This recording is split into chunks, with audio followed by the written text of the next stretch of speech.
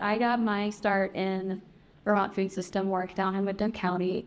I'm working with what is now Food Connects. And I was wandering around Windham County as a farm to school coordinator, and met one of our two next storytellers. A lot of the work that we were doing back then was trying to figure out how to get more local food into local schools. Spoiler alert, it's not that easy. And there's a lot of people in this room who've been working really, really, really hard for the last 10, 15 years on solving that problem. And we've made a huge amount of progress. It's pretty commonplace to go into a Vermont school now and have Vermont vegetables on the menu. All kinds of food products are showing up in Vermont menus, Vermont school menus from Vermont producers, which is really exciting. One product that's always been very, very difficult to imagine even having a local, from your community product in your local school is fluid milk. Even though every single school lunch in America is having a serving of fluid milk with it. So this has been a challenge that we thought for a long time was impossible. But I'm here today to introduce you to two of my favorite people, two people who really, really inspire me that we can do hard things. We can transform things. They give me a lot of hope. They're also very, very, very fun people for me, so that makes it easier too. So I'm really proud to introduce Pete Miller from Miller Organic Farm in Vernon, and Harley Sterling, the School Nutrition Director for the Windham Northeast Supervisory Union.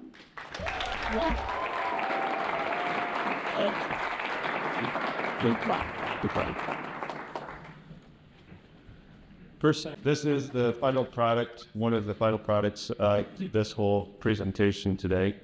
And I'm going to shout out a little bit about why I love organic. I know not everything is about organic here, but as a farmer back in about 2005, we started our transition from conventional to organic. And I still have many conventional farming friends, but I do not miss the sprays.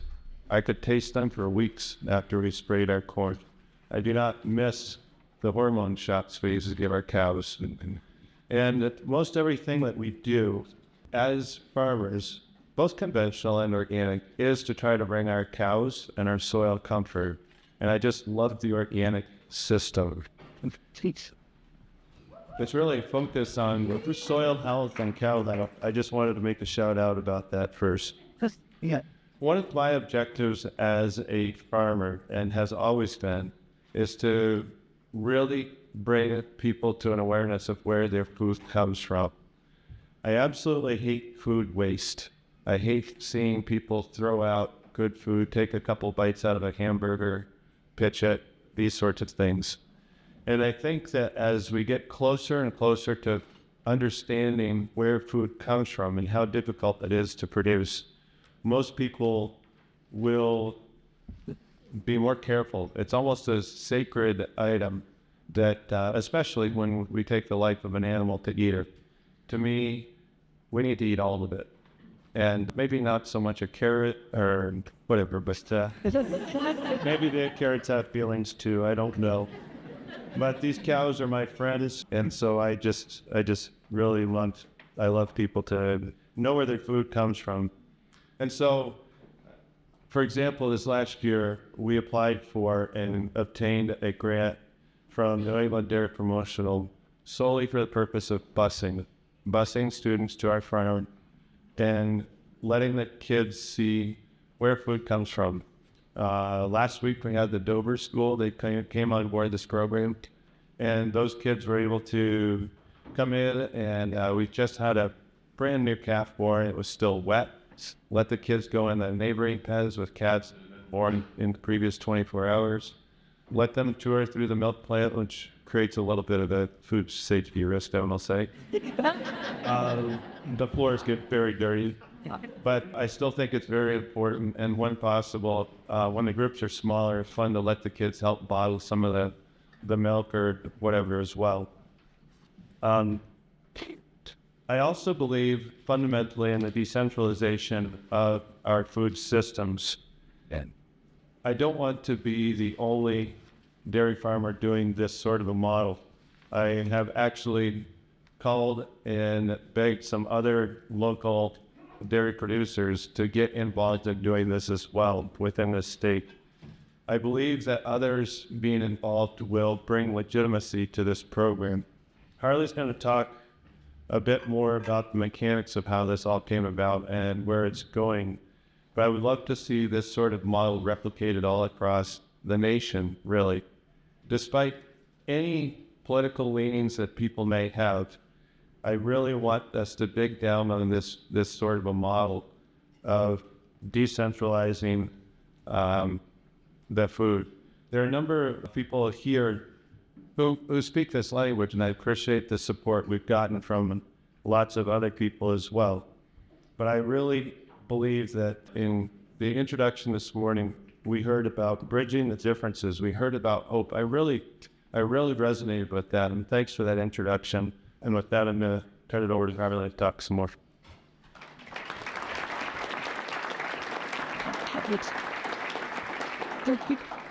Okay, we're a little hard to it because I'm about to back to Pete pretty quick here. But yeah, thank you. I'm Harley. So we're in the school food program in Windham Northeast. So we're 6 public schools. So in southeastern Vermont, about 1,100 kids, so pretty spread out. Representative of a lot of Vermont and a lot of the country. So that's important to realize when you're thinking about systems in schools, because if you can do something here in Vermont, in a district like ours, with the partners that we have, there's a better chance that it's replicable somewhere else. And so, I know for me, like when I first got into food service, really resonate with what Pete said about food being sacred. I know that the first time I ever made a plate of food for someone and they were going to pay for it, and I was serving it to them, I really felt something sacred about that transaction. It was like, I'm making this food for someone and they're going to put this in their body that's going to become part of them. I don't know why, but it was a profound experience for me. Probably not with the rest of the people working on the same bar.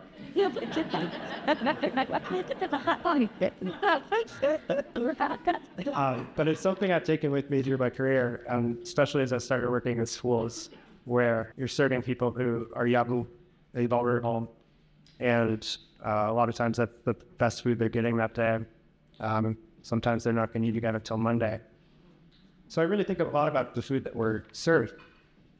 And one of the ways I approach it is like, okay, if we had to come up with the absolute best solution to this problem overnight, what would it be? Well, let's start with the best product in the world. And let's see if we can make that happen. Usually you can't, especially with tight school budgets. But in this case, the stars sort of aligned and the amazing team came together. And we wanted to put pizza milk into all of our schools. And that seemed like a path that I wanted to pursue. So we had the perfect product, and we had this wonderful team come together to support this idea. The cream team.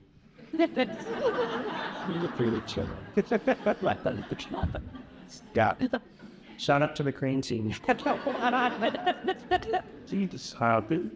You know, you need a lot of different folks to write a great team, and it can look like a lot of different things. Like Pete and I were both doers. I would say We both have a bias for action. I mean, especially Pete, you'll not hesitate. Okay, I mean, he has a part we're thinking, but Pete, zero hesitation. He will light up the group text at like 5:30 in the morning. I waited 2 hours. And he does stuff.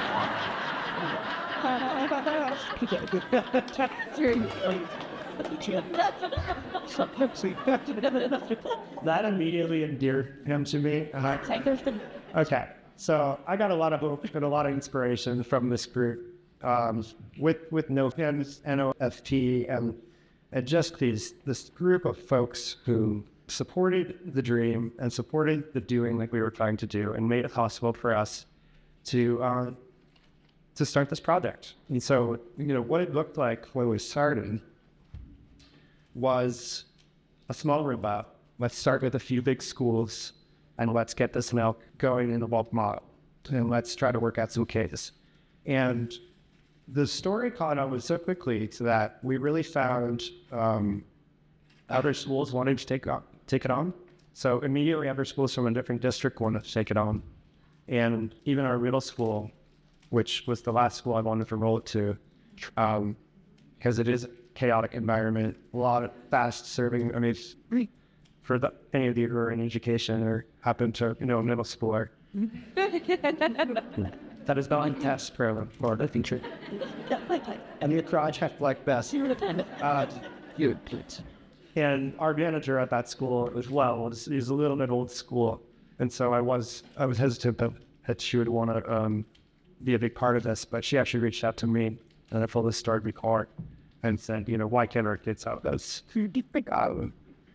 So, kind of, Pete, the milk, and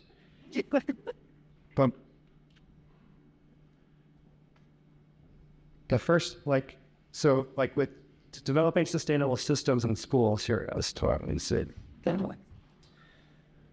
we're always asking ourselves, okay, is the juice going to be worth the squeeze? And in this case, we knew it was going to be because we really like this milk and we really like seeing it in the cups and going there. But part of sustainability too is this system going to be able to work in the long term? And right away, we were concerned about the cost because organic milk is double Expensive. Right. Double the price of the carton milk that we were serving. And for the first couple of months, Pete was doing all the deliveries himself. And he was giving me calls at 4:30. Hey, is anybody there to let me in today? And I was like, oh, Pete, yeah, we left you a key, but nobody can help unload for you. And he's like, oh, no, don't worry, I'll do all that. Then he had to make 3 more stops, and probably that's the only thing you had to do that day. Yeah. So that's not sustainable. Maybe that would have been something that we could have done, but it wouldn't have gone anywhere. So we were really invested in trying to wait, how could this be applied to every school, not just in Vermont, but beyond. And so we had to look outward and try to find a third-party distributor that could do the deliveries for Pete. Another challenge because now you're adding more costs. So instead of going from 2x, you're going to 2.5x with the milk. The good news is, in the end, this all really started working. It really had, we had the wind at our backs for this whole project. There was so much enthusiasm. We were worried about spilled milk. We were worried about kids not being able to hold a cup. We were worried about the custodial staff grumbling that there's, stains and smells and stills. There was a lot to worry about, including the cost. But we found that this sailed through. It turns out kids can hold a cup.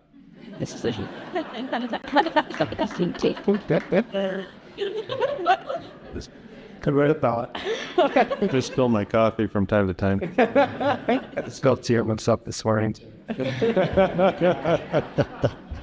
Kids can't hold a cup, and when they go through the ritual of pouring themselves a cup of milk, that is another sacred act. It's something that you're seeing, you're making an intention to have it. And whereas the cartons were just something to take, we saw a lot of taking and not consuming. We saw a lot of waste.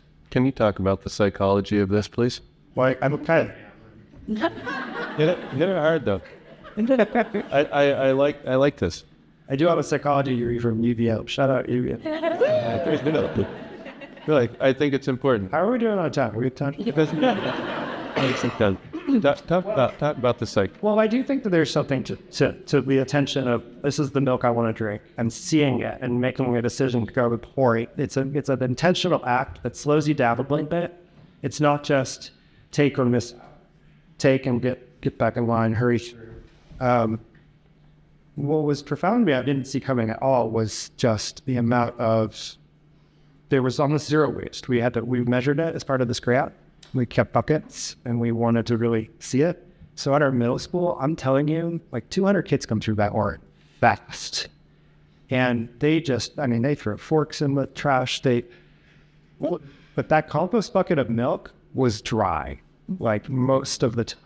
I'm telling, there was zero waste. How much waste was there with cartons? Well, a lot. They get 8.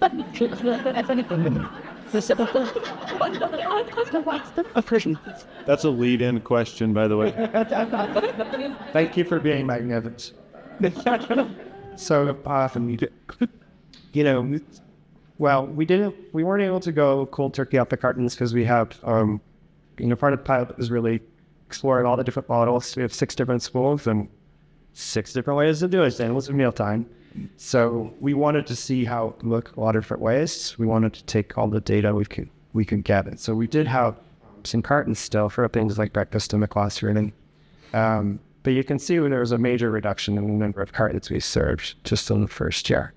And the amount of the total volume that we moved through went way down in swabbing. And that really speaks to the waste because the enthusiasm for Feet's milk was clearly there. Everyone loves it. And it's one of those things that you see a kid go up and fill up their cup wherever they're coming from, whatever's going on in their lives or they have to do that day. To see them come in for breakfast and go to that milk dispenser and fill it up, it's a powerful thing. It's a powerful thing to see the love and the care that they're getting transferred through that process. Yes. Everything that people like Pete do. And I wanted him to speak about organic and a little bit about his process on the farm because he's such a dedicated individual and he was, again, very magnanimous about that. And that's every part of what. But there is something special about Pete's milk in particular, and it's what we wanted to aim for. It's what we wanted to see every day. Yeah. What else do we want to talk about? Well, this got enough attention that USDA Undersecretary Jenny Moffett came up from Washington, D.C. to make an announcement. Anson, do you want to talk to that for a second? I'll bring you the microphone. Or Anson came down and also the... Well, thank you. Anson Tevis, Chief Agriculture Food Markets. Yes, I've been to the Miller Farm and part of the schools a few times, and it's a model. And I guess the next question is, how do we replicate it for other school districts? And I think that's our hope, our goal. And we were delighted through the Northeast Dairy Business Innovation Center and the Agency of Agriculture to provide some funding for it. And we hope that over time we'll be able to fund more projects. The lunchtime cafeteria is really important for our schools. It's a way to socialize. It's also great nutrition. And USDA recognized that. And Secretary Moffett has been a fan of Vermont. It's been a fan of programs for the region. And we were delighted that she spent a half a day at the school and at the farm. And I think she will take that message back to Washington. And we'll continue to advocate down in Washington for these programs because they're meaningful.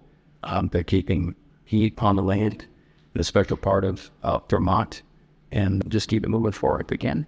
Great job, guys. Thank you, Anson.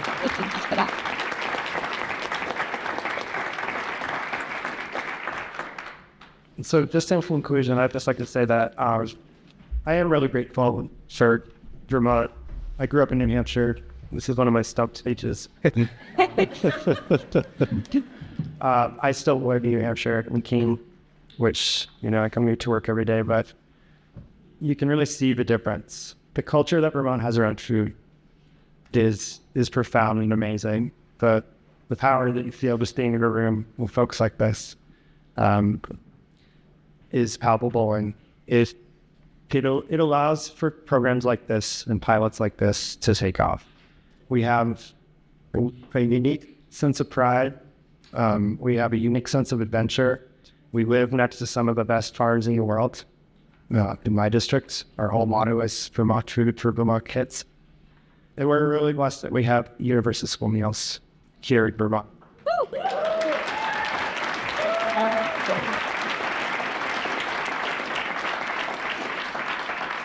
I think the most powerful things I can say about that is that when we didn't have universal school meals and I knew that there was a chance that the kid coming through the line wasn't going to get to experience whatever it was we were putting on the plate that day, or whatever great new program we were going to start. Something like this bulk milk program probably wouldn't have started the way it did, because when you're putting all the love and care that you can into products, into taking care of kids, into serving them nutritious food that's going to power them through their day, the idea that some kid may be hurt by that, not being able to afford it, knowing that it's going to create stress, knowing that they're going to come home with a bill and my family's going to be mad, knowing that the teacher and the school secretary or the principal may have to call for them later that day to talk about meal debt. These are things that provide a moral injury to people who are trying to take care of kids and love that through food and bring them to things like pizza milk. So I would just remind everyone to have a take on that perspective that Universal Meals enables us to do what we do wholeheartedly and really lean into things like this and the next big idea. And I hope that looking around the room today and working in your workshops later, you'll get to build some great connections, meet some new people, pull together your A team, and launch the next great project. So that's my hope for all of you, and thank you really very much for having us.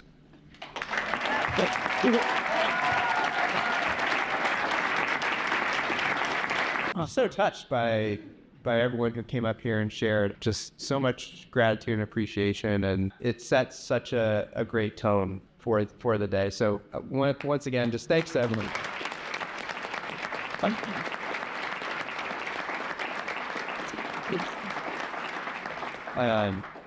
I think you probably heard something in each of those stories that I think you'll take with you today, and the perspective on this power of collaboration, partnership, belief that we can make change. Those are the critical recipes, or the critical ingredients, the recipe for doing transformational things.